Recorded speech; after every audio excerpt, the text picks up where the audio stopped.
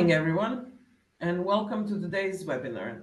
This session is organized as a part of European Education Month, an initiative from the Educational Leadership Network Europe, which is a committed community of education stakeholders working to enhance collaborative school leadership in Europe.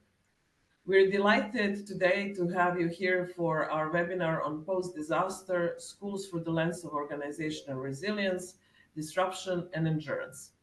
Today with me to talk about it is Karen Dulan. Welcome and thank you for joining us, Karen. Thank you. Karen is a research associate at the Institute for Social Research in Zagreb. She began her research journey at the University of Cambridge, where she completed her MPhil and PhD in Sociology of Education, with a focus on the reproduction of social inequalities. Her most recent research has explored the vulnerability and resilience of schools as organizations in emergency and crisis situations caused by different causes, including floods and earthquakes.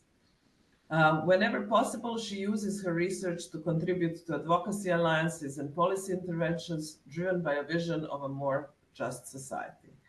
Karen, I'm really delighted to have you here today to talk about a topic that is close to your research in the last few years, but also very much for the Network of Education Policy Centers, where we try to work on the same things.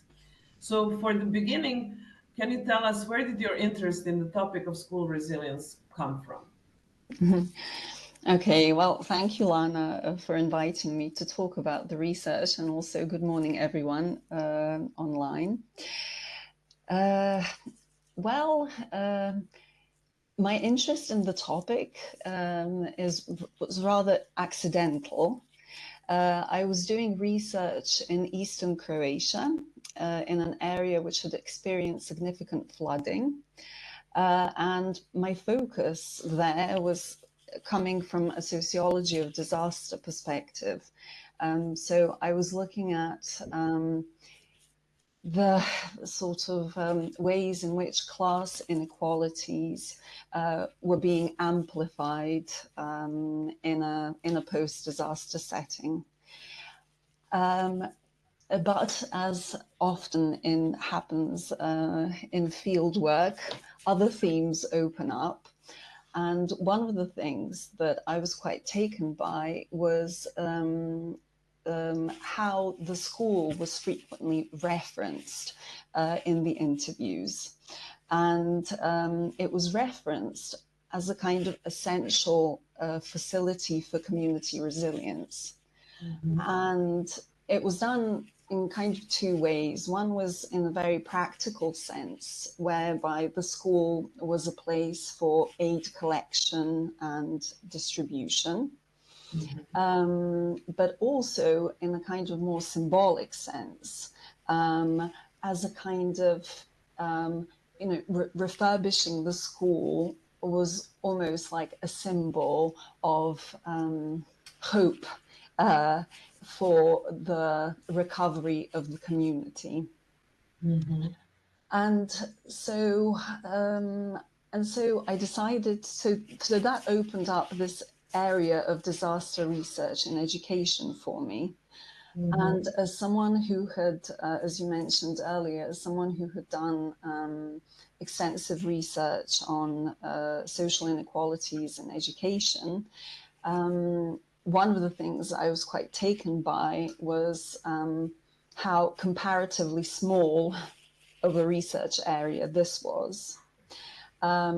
Particularly in Europe, there's more research from the US, Japan, Indonesia, but so in general, quite a small research area comparatively to some of these more established traditions of educational research. Then within that, this is now based on my literature review, more of an emphasis on disaster preparedness and risk reduction, and less on the effects of disasters. And then within that, it seems that there is more of an emphasis of the effects of disasters on individuals. either as learners or as workers in the educational system. So there's been research on the mental health effects on students and teachers of disasters like earthquakes and floods, fires. There's also been research on the impact of disasters on academic achievement, on teacher experiences in that settings, and in particular in the US context, in New Orleans post-Hurricane Katrina, the way in which that impacted teacher layoffs, for example. But one gap was the effects of disasters on kind of schools as collectivities and this kind of organizational perspective. So very few research studies which kind of take a holistic view of the organizational aspect. So yeah, this was the kind of impetus to apply for funding to look into that in more detail. Yeah, I seem to find that resilience is now a word that is used a lot. I mean, we talk a lot about the resilient learners, resilient is on the individual, as you said, and it seems that the topic is like gaining a lot of interest for many reasons. Of course, COVID, the pandemic being one of them. But as you say, this organizational resilience is still not as seen in the research or in the practice that we approach. But how would you define resilience of a school? Okay, well, as you said, I think resilience has been this, kind of leitmotif of a lot of literature recently, and of course it's been filled by different meanings. So, and it's another one of these complex terms we can add to our terminology of talking about the world. But to sort of not be too undefined about it, the way in which I have used the concept of school resilience is to refer to the ability of schools to maintain their roles despite disruptions. But not just that, it's not just maintain the usual roles without disruptions, but also the ability of schools to extend their roles in the face of disruption. So it's, school resilience understood like that is not just about schools continuing with their educational purpose, but also their ability to, for example, become contributors to community resilience in post-disaster settings through, for example, becoming evacuation shelters or host institutions for another school which may have suffered significant damage and cannot even fulfill this kind of basic educational purpose role. So, I wouldn't like to present this as a kind of fixed, it's something that I've been working with and thinking about. So, yeah. So there's still space for more definitions or adding, as always. Yes, adding things. As always, yeah. Okay. So how did you then approach researching the topic? What was your approach to this? My approach, okay.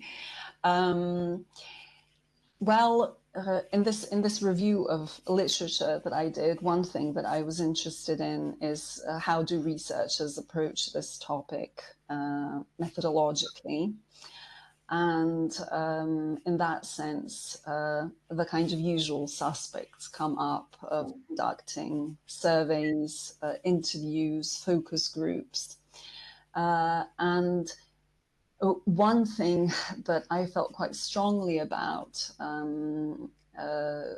I mean, in general, I feel very strongly about this in research, but I think in particular in post-disaster settings, it's how do you think of conducting research that's informed by an ethics of care. So there's, you know, a tradition of writing about, you know, ethics of care from a feminist perspective as well, and taking kind of reciprocity as being key to that, so that the research that we do has some kind of positive outcome for the participants. And I think many of us involved in educational research have that agenda in terms of impacting education policy, but that can be far removed from the people who are doing research at a particular moment. So, kind of while also, you know, using well-established tools for educational research, such as interviews. The way in which I approached the research is to also incorporate an element that is more about kind of nurturing this reciprocity. And this includes conducting group reflections with teachers, which is a more participatory method, where also the direction of how we're going to talk about the effects of disasters on organizational aspects of schools is a kind of also co-led by the teachers. And the aim is to sort of moderate, in a way, as researchers, organizational learning, aside from it also being a data collection method. So far I have conducted only small-scale research. I would like for this research focus to have be sort of more ambitious in scope, but the research that I conducted, so on the one hand, consisted of group reflections with teachers, during which, for example, they were asked to develop a timeline of their school pre-disaster, immediately after, and at the time of the group reflections, and also the development of a kind of tree of resilience for the school. And on the other hand, it consisted of conducting interviews, not only with teachers, but with other workers in the school. And this is something that I think there's an aspect of this which is a bit different to the educational research in disaster context that I've read, but also educational research more generally, in that interviews were conducted also with school cleaners and janitors as very, very important workers in the educational system, which enable the functioning of schools. And who have, you know, very interesting, unique perspectives on schools in such post-disaster settings, and play very important roles. I mean, if a school has been damaged, then the cleaners and the janitors are very important members of staff. Though in these schools that I've researched where there has been damage, teachers have also been involved. It kind of became more of a whole school approach to addressing it. But yeah, they play very important roles all during the pandemic, for example, in terms of you know, sanitizing, and cleaners were very much involved. So they're very important actors within schools. So yes, this is so it's been kind of small scale and small scale case study research. Yeah. I wasn't really planning on this question, but it just comes to me now is, did you think about including students and learners in this process of interviews, or some kind of reflection? Not in this particular study, no. I was interested in the experience of workers Mhm. in the immediate, post-disaster Mhm. period in particular. So including young people on the one hand, I think, as with adults around this topic, it's a very, very sensitive issue. And then if you're doing research in more long-term context, they could have left schools already. Yeah, yeah, yeah, yeah, So it's also a question of how you go about practically Mhm. including their Mhm. voice, which of course, yeah, Yeah, yeah, is of course, is a because very important voice. Yeah, yeah, you don't want to re-traumatize anybody with research for sure. So taking yeah. care about how you approach this is obviously crucial. What did you find out in your research about protective factors? What are the Mm-hmm. factors that protect schools from or make them resilient? Mm-hmm. Okay. Um, so I've been quite interested in the concept of organizational resilience that's been developed by Oru and colleagues. And it's this article published in the journal Disasters, which kind of lays out different dimensions of organizational resilience. And I've kind of been in dialogue with this concept during the field work, and so it has several dimensions. So maybe to structure my answer, I can refer to protective factors related to these dimensions. One of these dimensions refers to infrastructure. So for an institution to be able to fulfill its role, it needs to have, the infrastructure to do that.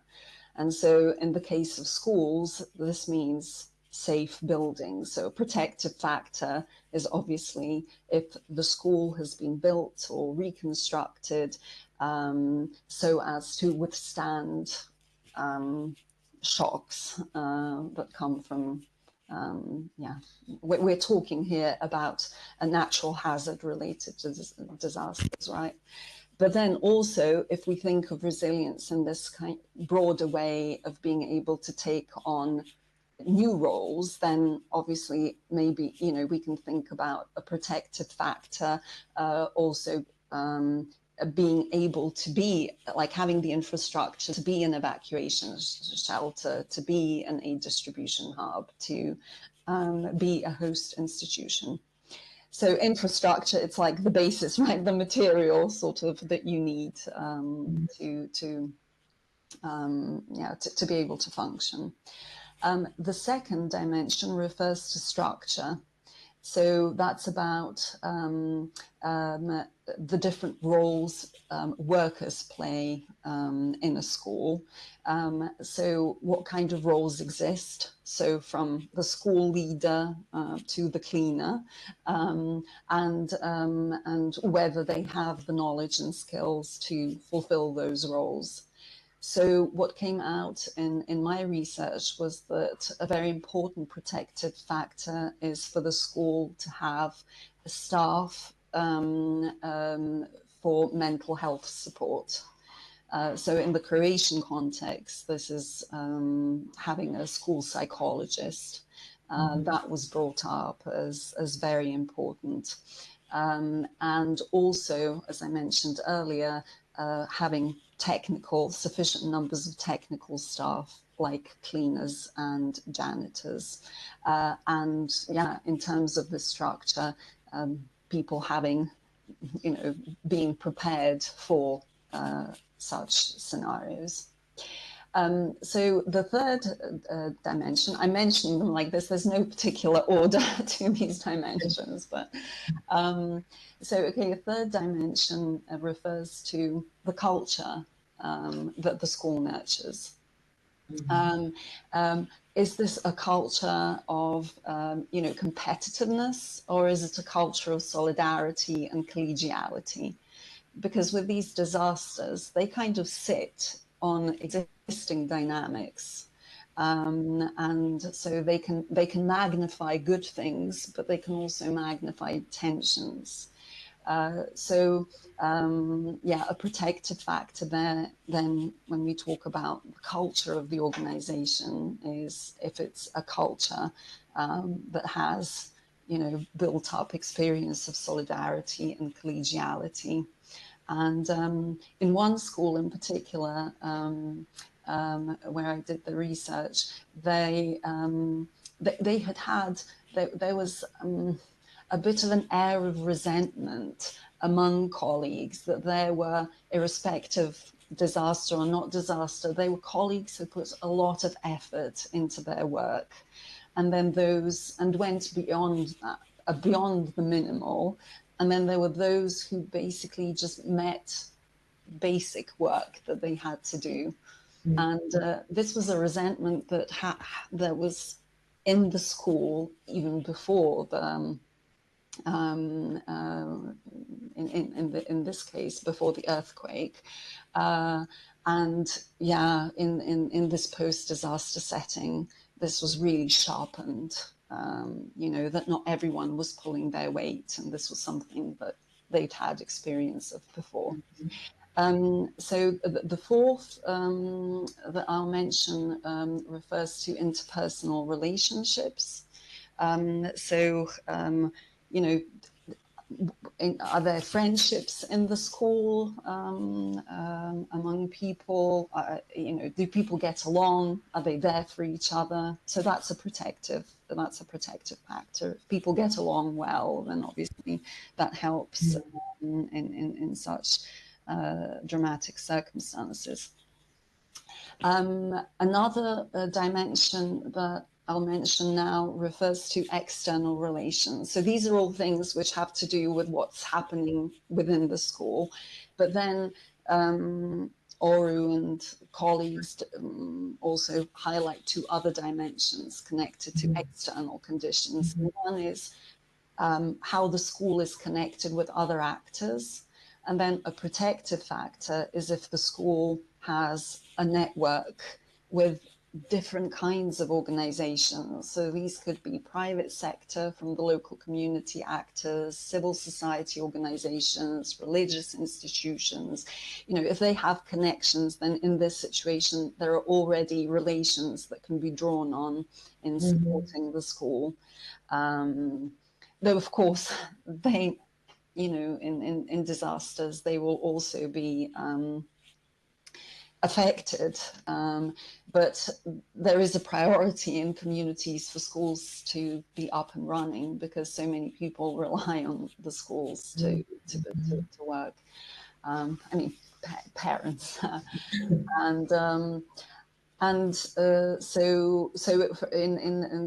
the schools that I researched, there was there were schools that said that they had no support. That they were kind of, it was up to them and the local authorities to kind of get going again. But then there was one school in particular who, a lot of connections developed that were very helpful. Okay, and the last one then, in terms of these external circumstances, refers to the kind of general context the school is in. Is it in a poor community or a better off community? How well funded? Particularly this is important in terms of funding that schools can receive. So a protective factor is, of course, if the school is in a country that can provide funds for recovery. So it's this kind of broader political, economic, social context. So I think I've mentioned all but leadership. Yeah, which is my next question. But what I hear from you now is, it's a lot about this feeling of community, right? Within the school and then outside the school. So I would presume then that maybe in smaller communities rather than in big urban centers, this is somewhat easier. And I don't know, that's not really a question, just a comment or an observation by me. But as you said, one thing that you didn't mention for us in the network, this is an important question, is did you find that leadership played a specific role in ensuring the school's resilience?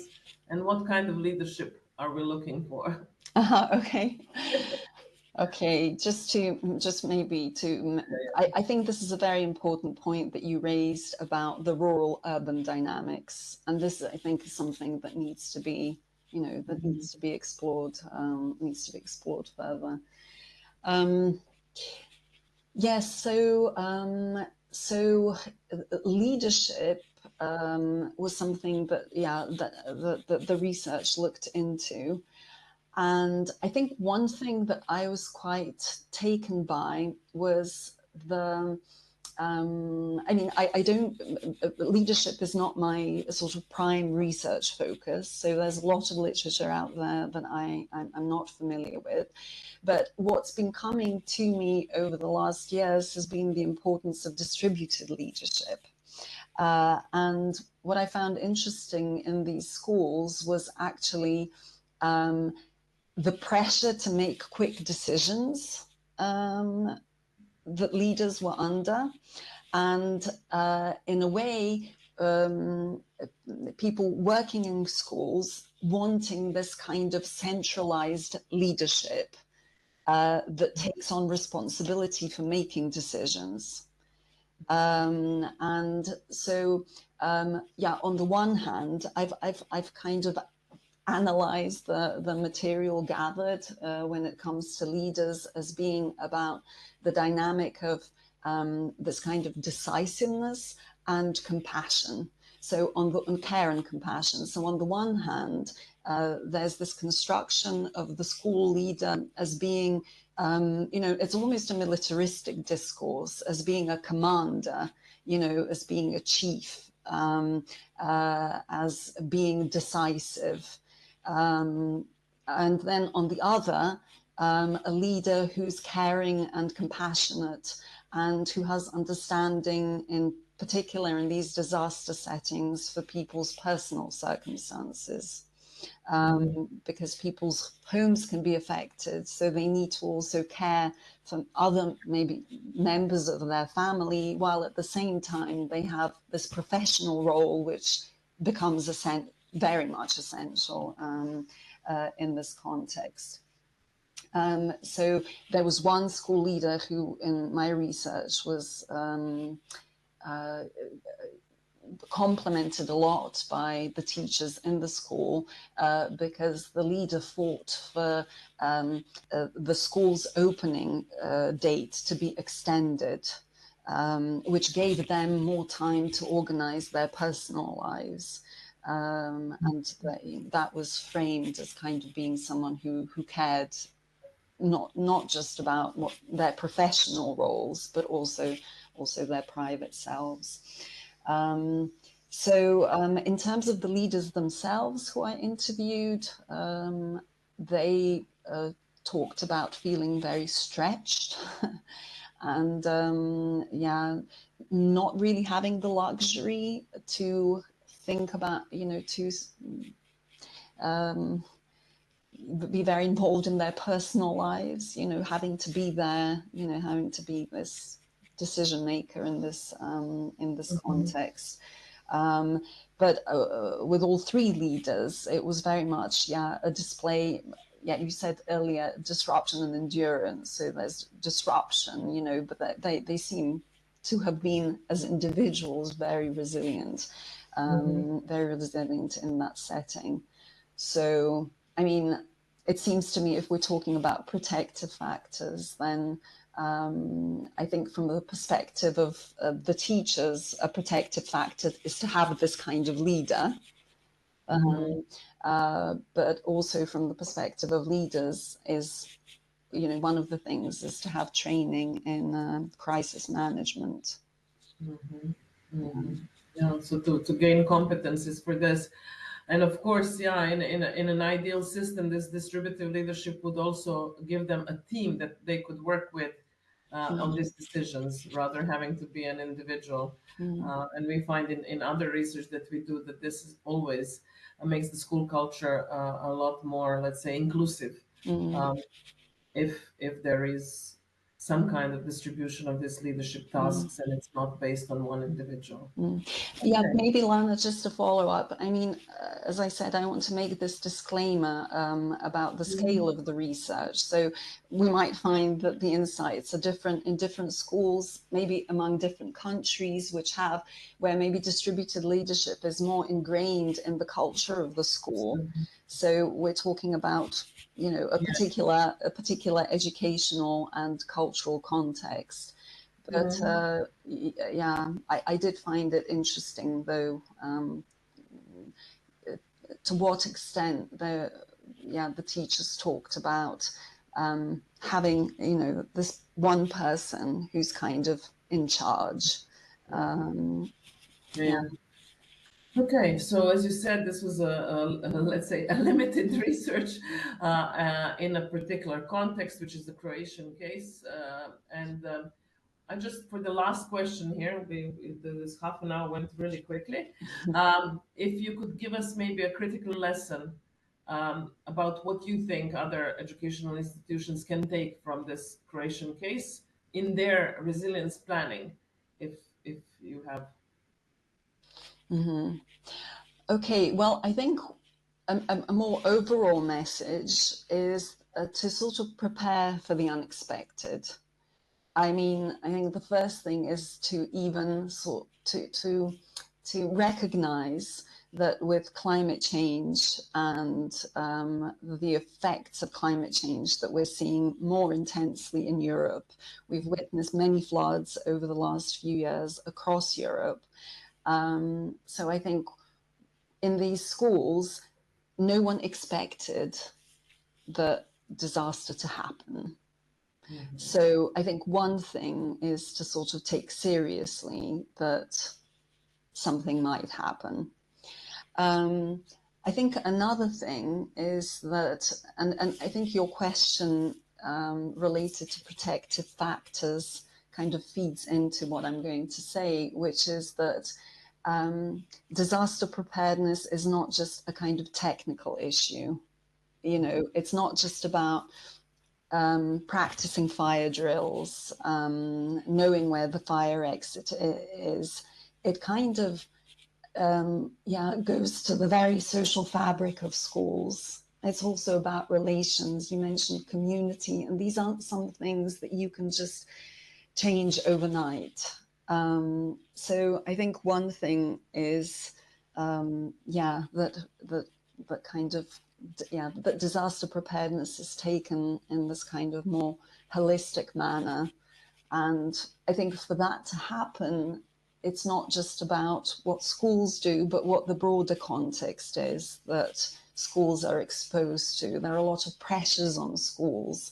In the Croatian context, a lot of pressure for teachers to grade kids in ways that will enable them to continue their educational trajectory. So there are these outside pressures that also need to be introduced. And when we talk about schools, it's also about what is this broader context that can enable schools to address protective factors? Because it's difficult to be about community and solidarity if the outside pressures are about exams and performance and competition. And also, maybe the last point I'd like to make is that preparedness is also about thinking of schools in a holistic manner in terms of their structure. So we really, in educational research, and I mean, cleaners and janitors and cooks and other staff who are, as I said, so important for the functioning of school are rather invisible. And so when we think about preparedness, I think it's how can they also be involved in a way that's, when we think of engaging teachers in a creative way, engaging educational leaders, there are other workers in the school as well who need this kind of support. Mhm. Thank you very much, Karin. It's interesting, as you said, that when disaster hit, suddenly schools, and that's how your interest came about, everybody saw schools as a place where the community can gather. And sometimes we forgot that actually they are always that. And then we should build that, build schools into our communities, and schools being part of our communities is crucial for many things, and for disaster preparedness. We do have a few people in the audience, and I'm wondering if they might have a quick question if they want to pose. You can type your question in the messages. Um, Otherwise, of course, we're happy to just say goodbye unless there is a question. Let's see. I'll give them 1 minute. Hopefully. Okay. Maybe just while we're waiting, in a research article I read, that I thought there was an interesting phrasing of schools sort of, in these settings, moving from places of learning to places of healing. Like there's that potential there. But as I said, yeah, there are also tensions within schools that need to be recognized in this process, the kind of micropolitics of schools. Okay, so we don't have a question. I don't see anything. Thank you, Karen, very much. We only have a thank you for an interesting webinar in the comments, so that's great.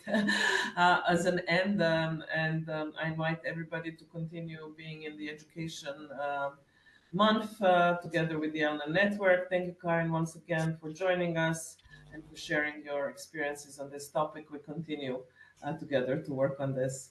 Thank you, everybody, and goodbye. Thank you. Bye.